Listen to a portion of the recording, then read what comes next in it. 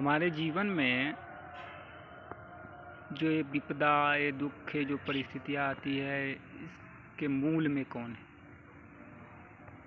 जवाब मिलेगा कि मूल में हम स्वयं हैं। हमारी स्वयं की चेतना के कारण ये चीज़ हुआ है। आप गौर करके देखेंगे तो पता चलेगा। अगर मेरी बातें आपको मजाक लग रही होंगी तब तो कोई बात नहीं। दुखों के मूल में हम स्वयं बैठे हुए हैं। क्यों कि जब उस पर ब्रह्म ने, उस परमात्मा ने हमें सुख दिया तो हम उतने सुख से माने नहीं, क्योंकि हमारे अंदर संतुष्टि की भावना नहीं थी। और हमारे अंदर जब संतुष्टि की भावना नहीं थी तो हमारे अंदर पीड़ा उत्पन्न हुआ। ये पीड़ा प्रतियोगिता के कारण होता है, आसपास के लोगों को देखने के कारण होता है, प्रतिस्पर्धा के कारण भी ये पीड़ा आती है। प्रतिस्पर्धा किसी दूसरे के आगे निकलने के कारण ये पीड़ा आती है। कभी कभी पीड़ा तो हम अपने अहंकार के कारण लेते हैं।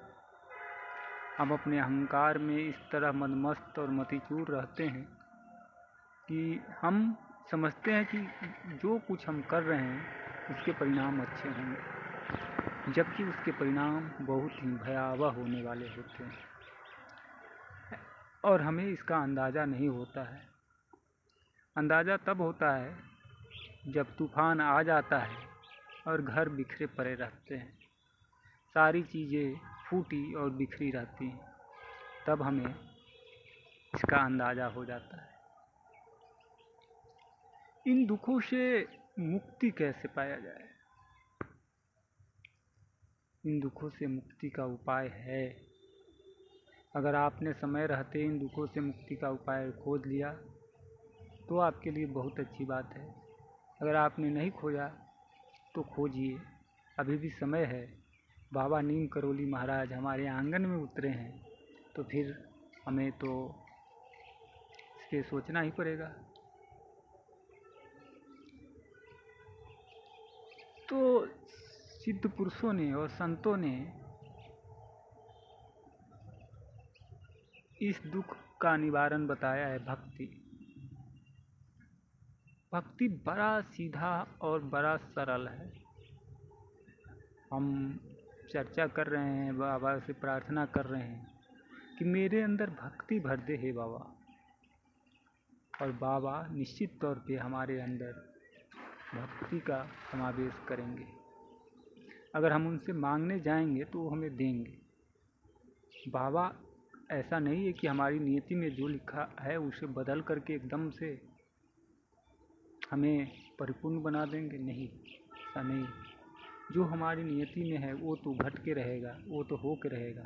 लेकिन बाबा नाम का जो रस है, उस रस का अगर हम पान करना शुरू कर देंगे तो उस रस की अमृत धारा में बाबा विराजित हो जाएंगे और बाबा के प्रेम में आप ऐसे डूब जाओ कि आपके पास शब्द ही न रहे कहने को।